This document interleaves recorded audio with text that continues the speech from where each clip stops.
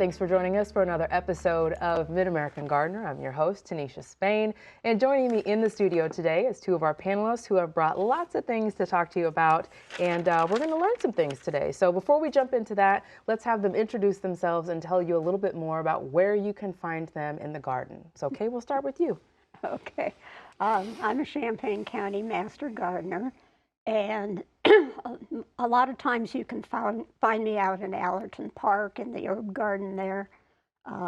It's kind of a little known secret, but it's a wonderful garden, and I volunteer there a lot. Excellent, excellent. In addition to taking care of my own gardens and seed saving and herbs. Yes, lots everybody of knows herbs. Kay loves Yes, the the herb heirloom lady. tomatoes and the herbs. So, all right, John. I'm John Bodenstetter. I'm a Vermilion County Master Gardener, and I kind of dabble in a lot of things. That's putting it lightly too, you know. With both of you, just out of curiosity, since the pandemic, have you seen new members, new Master Gardeners come through the program since the pandemic? We have a class coming up, and this year it's in Vermilion County. It's going to be an online class. So just in case we would have something come up, that way we still can continue. And if you're interested, you can give the extension office a call and sign up. There's still a few openings. So excellent, excellent.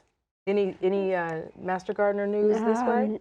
No, I don't follow it a lot, Yeah. but I just wondered with you know, the pandemic brought a lot of people into gardening and planting. So I think they might have a online. yeah, I think this year's going course to be too. that's how I did my coursework, and it made it really simple. But I'm sure the classroom part of it, you know, you miss out on some of that being in person. But that's how I did that. The last two classes have been, we've had, I think, about 13 to 15 in each of our last two classes, and they have been just wonderful. It's been a real asset to our group. Excellent. Awesome, awesome. Okay, well, let's jump in and get started. You guys have plenty of show and tells. Kay, we'll come back around to you. So you're going to talk to us about a process today, Yes, right? yes, kind All right, all right. I'll turn it over to you. All right. Well, first of all, I want to talk about storing your seeds. You know, I talk a lot about seed saving, but once you have the seeds, you need to store them properly. And you can store them in about anything.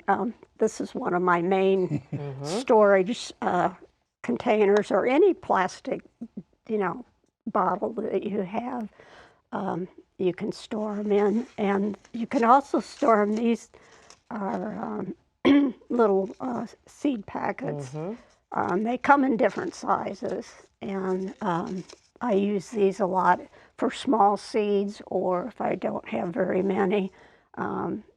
This is a cucumber, seeds from a cucumber that I grew this year. The thing you want to do, make sure, is that they're labeled with what's in there, and also the date. So, you know, because some seeds will store a lot longer than other seeds.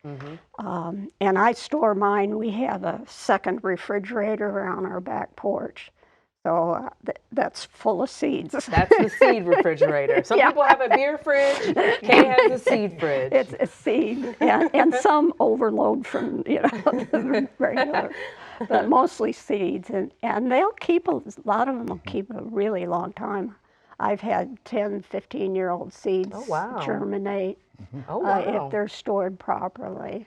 Oh, I'm sorry, go ahead. No, and you want to make sure they're good and dry before you store them. That's just what I was Otherwise, you gonna end up ask. with a container of mold. You open that envelope, and then they're furry little moldy fuzzballs in there a couple of months later. How do you know which seeds need a cold treatment, which seeds can be at room temperature? Is there a guide that you use? Do you just look online? All of them can be stored in the cold. Okay. I didn't know that. Yeah, pretty much.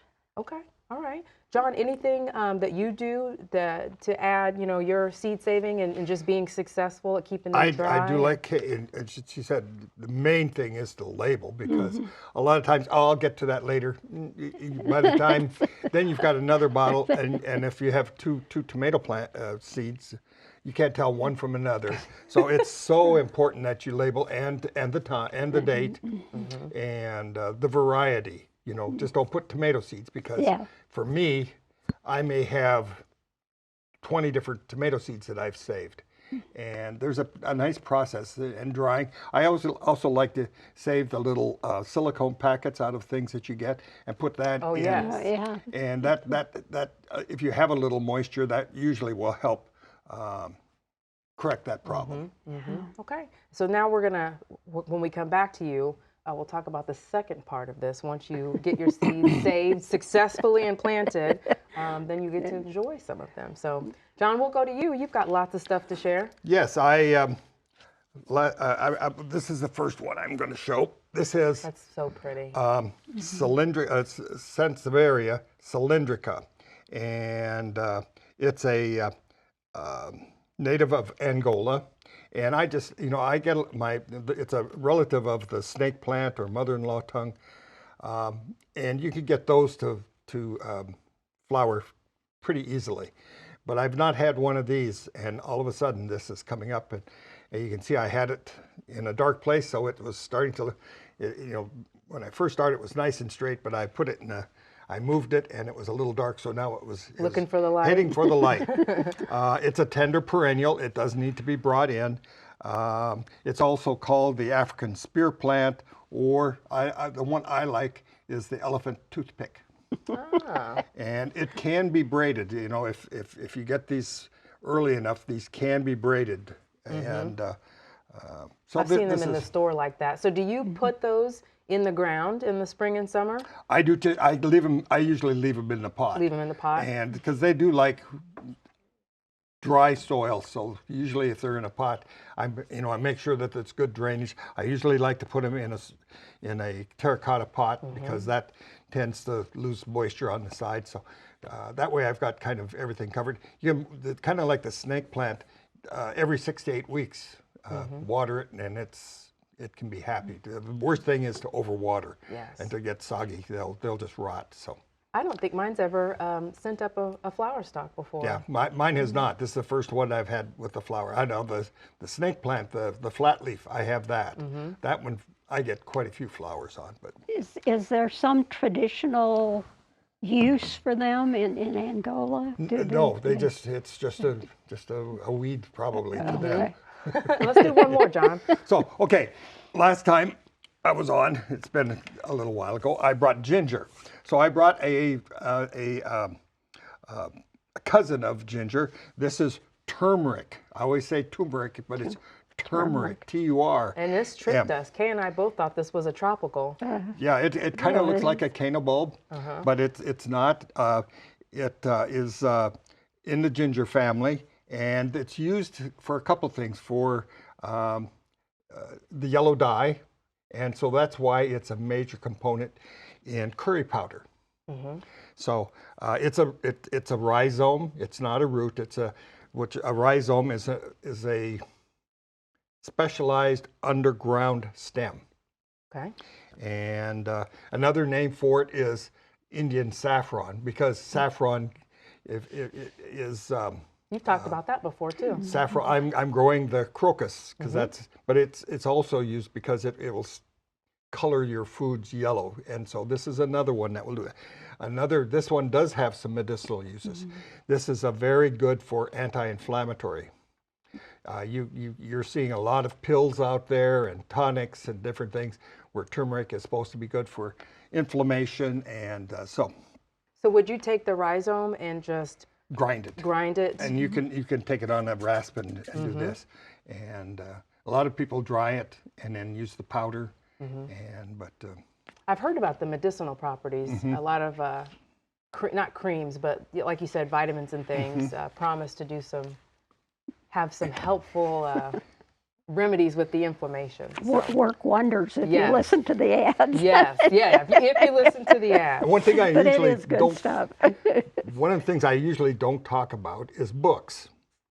But I found this book, and Kate is familiar with this, and it's been out for a while, but I just thought it was very interesting if you like plants, and it's called The Hidden Life of Trees. And it talks about what they feel and how they communicate. And there's different chapters. I think there's 30 different chapters, and they talk about different plants, like the acacia tree that the giraffes will start to eat on.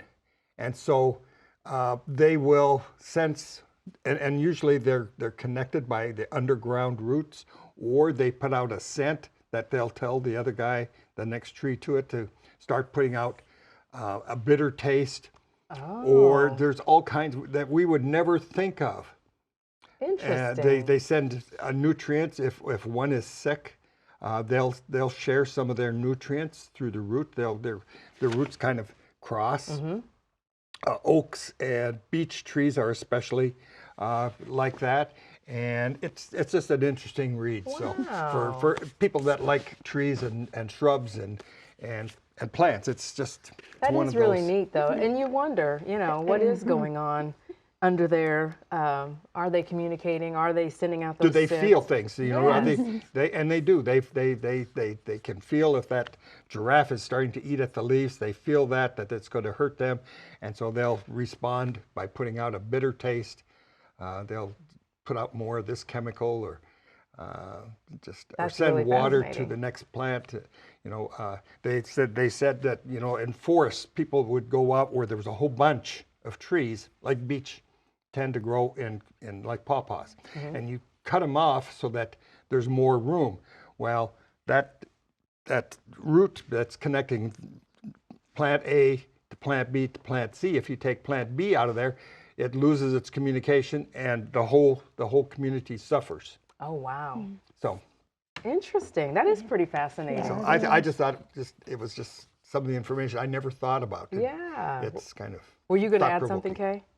thought you No, were gonna I say just, something. I'm agreeing with him. Oh, gotcha, It is gotcha. fascinating that plants do, Yes, communicate. You don't yes. think about them. Especially sending nutrients to a sick or a damaged tree. I mean, Yeah. that's the kind of stuff that I never would have thought of in Yeah. a million years. So, okay. So now you've got some herbs. Okay. So you get to the end, you plant them, you harvest, and now what? So now you dry them. Okay. So you don't enjoy them when you harvest. There Well, has I to- do. I use fresh herbs a lot. Okay. But this time of the year, I don't have fresh herbs. So I have to do something. So I dry herbs, and there's a couple of different ways depending on the herb. Kind of what I call soft or sensitive herbs like dill and parsley. They do best, again, back in the refrigerator. I cut the leaves off the stems and lay them on a cookie sheet in a single layer, and then just put them in the refrigerator. If you leave something open in the refrigerator, how Yes. it dries out, well, Yes. that you can work that for you, let that work for you. So this is some dill that I, Ooh. Is that from this year? yes, yes, it is. Mind if I take a whiff? Oh, go ahead. Take a looks taste lovely. if you want. John, you're probably wanting this for dips, aren't you? That smells so good. Yeah, it's it takes time, and every once in a while I check them, and then as soon as they're dry, I take the dried herb off the stem, and again, that's like glass jars because you can label them, Yes. and you can see in them, and they store really well. So that's storing, drying and storing. More firm herbs like rosemary and thyme and basil. I'll do the same thing, but I don't put them in the refrigerator. I look for kind of a warm, dry place. Gotcha. And just let them eat. And it's a lesson in patience sometimes because it takes some time Sure. to dry, Sure. but it's worth it. And once you get them dried, of course, you want to store them.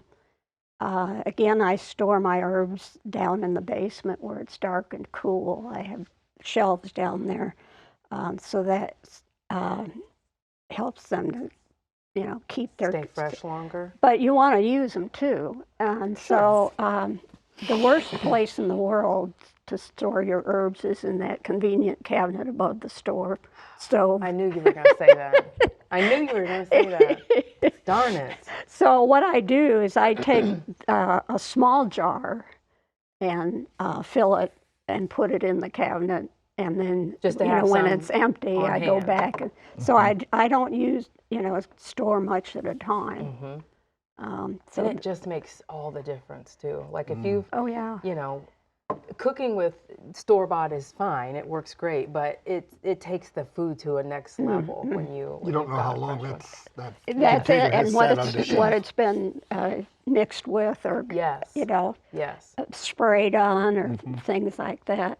So do you go through, your annual harvest? Is this like an annual cycle? Will you get through all of these in a year? Oh, probably not. No. But you can give it away. And I do use a lot of dill because I make my own ranch dressing, Yum. and it has dill in it. So I do use a lot of dill. This is thyme, and I like thyme. So the basic ones I use quite a bit, but some of the lesser known herbs I don't use so much. But What mistakes have you made before that now you've corrected and you're on your way? But what are some things that people can avoid if they're wanting to perhaps dry and store their own? not dry it long enough, and Okay. it still has moisture in it. Gotcha. That's probably the worst thing you can do. And it takes patience, and it takes some room. And again, back to the porch, I'll put stuff in trays and then put it like on top of the refrigerator where it gets some heat. But you just have to really be patient and Gotcha. keep checking it periodically.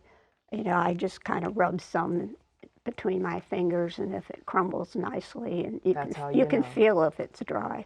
Okay, good to know. One of the biggest mistakes I've did, and is I have one of those little coffee grinders Oh yeah, and put the herbs in there. Well, it makes a powder, yeah. and then you lose all those the essence of all the fragrance of the herbs. So don't grind it. Do like Kata, break it off and keep it at that size. Don't make powder because grind most it. of your recipes say a teaspoon of this, a teaspoon of that. If she would put this in that coffee grinder, 1 teaspoon equal at least 3 of these. Yeah. Makes So sense. it throws your recipes off, and you'll lose all that essence of the herb too. What I do, if I want it smaller, like some of these, I'll put some in my palm of my hand and just take the side of my other hand and just rub it, Kinda and grind it that'll down. Right at that'll the time, break right at the time of Yes, cooking. or yes. using it. and then put it in the. Okay, good to know. I'm learning all kind of stuff today. Okay, John, we're back to you. Okay, let's see. I've got one more plant. This is called toothache plant. It's Does it do what it's called? yes. Does it live up to its name? It does, and it's called buzz buttons because it does, or tingle flower, electric daisy, or eyeball plant. That's other names for it. It is a native of Brazil. It's related to in the daisy family, and if you look at this flower, there's many flowers on that one bud. So there's probably 200 or 300 flowers in that one bud, and each of those flowers is going to produce a seed. So as you can see, they are very prolific, and the little plants down in the bottom of the pot are all little ones that I left the flower go, and it put the seeds down. So again, it's Where'd you say it was native to? Brazil? it is native to Brazil. Brazil. One thing that it is also can be used on a sore. You can make a compound out of it. And the one thing you have to be careful of that I didn't find this out personally, but a lot of times you have a toothache. What is the one thing that you probably go do? You get a shot of brandy or something like that, and to swish it around. Well, this slows the metabolism of alcohol. Oh. So you're going to that alcohol is going to last, and if you're out maybe more than one shot, uh, you could end up with it building up. So you have to be very careful Good about to that. know. So that's one thing. Like I said, I've not had that problem, but it can be a side effect, so to speak, in that you're going to be drunk a lot longer than what you So anticipate. careful with your alcohol intake if you happen to have a toothache at the same time and use one of these. You just it's just the flour. It's not the leaves, and you chew it and then pack it into where that toothache, and you'll get that. I'm thinking, what is that?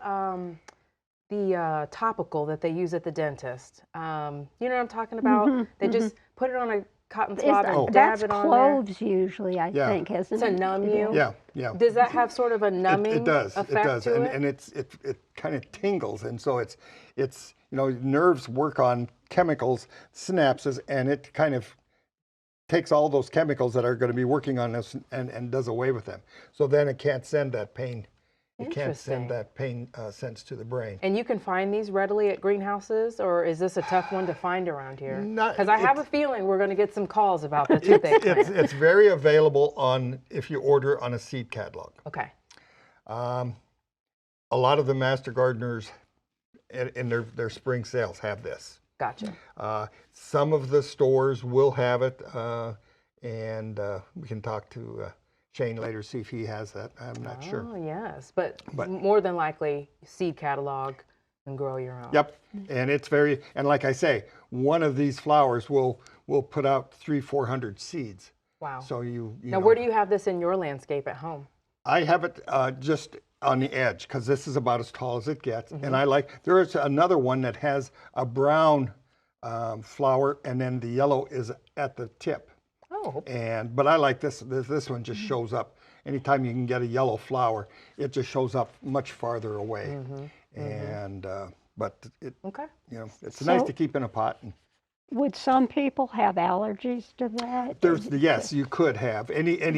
People can be allergic to anything, and so you'd have to be careful. If you have an allergy to one thing, you're twice as likely to be allergic to something else than somebody that isn't allergic. John was also a pharmacist, so sometimes he takes off his garden hat, puts on his pharmacy hat, and switches it around. I mean, the two worlds truly do intersect a lot. I used a lot of herbs and suggested a lot of herbs as a pharmacist, so I was big into home remedies, so to speak. Yes, yes. We've got about 4 minutes left, so I would love for you to show off your leaf. Oh, yes. I do craft shows with my wife and one of the other master gardeners, Mary Jo McDonald and Pat Sollers, had a class in which they showed us how to make sand castings. This is actually cement. And what I do is this is an elephant ear that I grew in my yard. And what I do is I have a sand bed that I form. You can see it's kind of hollow and hollowed out. So I make the sand bed that way, and then I lay the leaf on there, and then I'll take my cement, and I use vinyl repair cement. I found that is by far the most durable, and I'll pat it onto the leaf. Say this is the leaf. I will take the cement and just pat it on here, and then smooth it out, and wait for 3 days. You have to wait for the concrete to dry. And then you pick it up very gingerly and peel off the leaf. And then you let it dry for another 2 weeks. Oh. And then you can paint them. And I use a metallic paint, acrylic paint. And then I also, after it dries, then I use a polyurethane spray. So it can be outside. I don't put them out during the winter because concrete with thawing and freezing, it tends to absorb moisture and it'll splinter. So I've seen you've made some really great big ones. I've got too. one that's up to 36 inches. Wow. So, and those weigh 30-40 pounds. So I just thought I'd bring a little Just one. a little guy this time. This is, I have a couple of those that are not painted, and I've had them outside forever, for years, and they've not broke. The weather hasn't seemed to bother there is them. another one that you can do, which they use peat moss in. And they're hypertufa. And you can use that same thing, make pots, or you can make leaves, and they will last for a long That time. may be what I So have. they're not as smooth as this. I like to use the vinyl repair cement because, and there's nothing, I just use the vinyl repair cement and Very nice. Go Is it through the is it process. tough to do? I mean, sounds like there's a No, lot of no. waiting, but it it's sounds like just- a nice, easy hobby. you can't rush it, but they're pretty resilient after you get it done. Gotcha. And you can paint them any color. There's all kinds of varieties of colors. This is called berry and it's Perot in the middle. That's the gorgeous. veins. So And you could do so much with that. Like even if it's not outside, a key dish or just a nice conversation yeah, piece on a coffee put it on a table and Yeah. put something. Now I wouldn't put anything wet in here, but you can put crackers or whatever. Yeah, very nice. Napkins. Nice and little use it. garden party Yeah. piece, right? Yeah. Yeah. All right, guys. Well, that's it. The show goes so fast. Thanks so much to both of you for coming, and I know you'll be on the lookout for seed catalogs. So Oh, we'll they're get you coming. guys- They're coming they are already. I already got They a are half a coming. dozen. So we'll get you guys back, and we'll have that discussion coming soon. If you have any questions, please send us an email to yourgarden@gmail.com. Of course, you can find us on Facebook, Twitter, and Instagram as well. Thanks for coming in. Thank you so much for watching, and we will see you next time. Good night.